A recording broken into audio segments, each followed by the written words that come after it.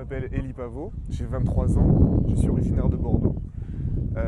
Je suis le petit-fils d'Anne-Marie Pavot. Alors pourquoi Anne-Marie Pavot a été intronisée juste, c'est une histoire un peu longue due au fait de la rencontre avec mon grand-père. Donc mon grand-père a fait la rencontre de Nicolas Boros, qui est un international de football hongrois, qui avait quitté la Hongrie pour cause d'antisémitisme. À la suite d'une altercation avec un soldat de la Ligue des volontaires français, mon grand-père a dû quitter Paris pour plus de sécurité. Et c'est Nicolas Boros, qui lui était juif, qui lui a donné un emploi à Blois. Enfin, Nicolas Boros était originaire de Paris, mais il connaissait des gens à Blois. Et donc mon grand-père a pu s'installer à Blois avec sa femme, ma grand-mère. Et à la suite de, vers 40-41, ça a commencé à chauffer sur Paris pour les juifs, comme on le sait. Donc Nicolas Boros est venu à Blois, puisque mon grand-père y était, donc il pouvait habiter chez mes grands-parents.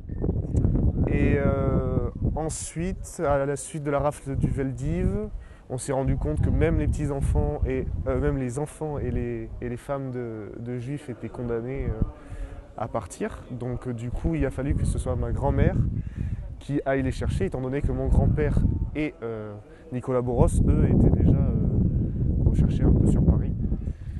Donc ma grand-mère est allée à Paris chercher la famille de Nicolas Boros. Elle a caché les étoiles juives qu'il portait. Elle leur a fait traverser les contrôles de la gare. Ils ont pris le train, ils sont arrivés à Blois. Et ensuite, il a fallu que ma grand-mère retourne à Paris avec de l'argent pour pouvoir acheter des faux papiers pour que la famille Boros puisse vivre à Paris sans danger, à Blois, pardon.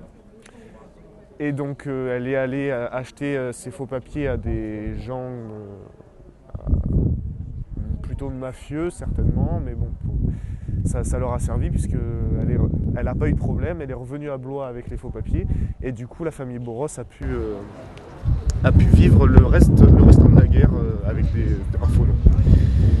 Alors, ce voyage, pour moi, c'est assez important. Donc, même si ça m'est tombé dessus un peu par hasard, enfin, je ne m'attendais pas du tout à ça.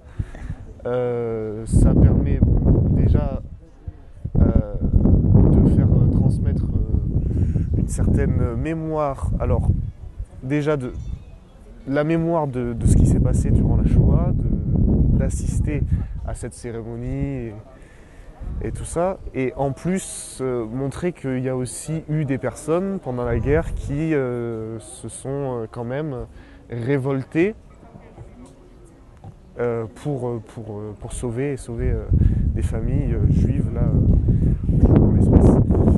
Et donc pour montrer que la France a eu aussi une certaine résistance, puisqu'il y a eu pas mal de... On a dit que la France était résistante, puis qu'elle était plutôt collabo, et puis finalement montrer qu'il y avait vraiment des gens qui étaient pourtant des gens ordinaires et qui ont réussi à faire des choses extraordinaires. Ça représente pour moi aussi le fait de découvrir Jérusalem, parce que Jérusalem c'est une ville dans un pays qui est somme toute un peu en guerre. Donc c'est un pays vers lequel je ne me serais pas forcément dirigé. Et pourtant, Jérusalem est une des villes les plus importantes de l'histoire de l'humanité. Et ça m'a permis de découvrir cette ville dans laquelle je voulais aller, mais dans laquelle je ne serais pas forcément allé de moi-même sans ce coup de pouce.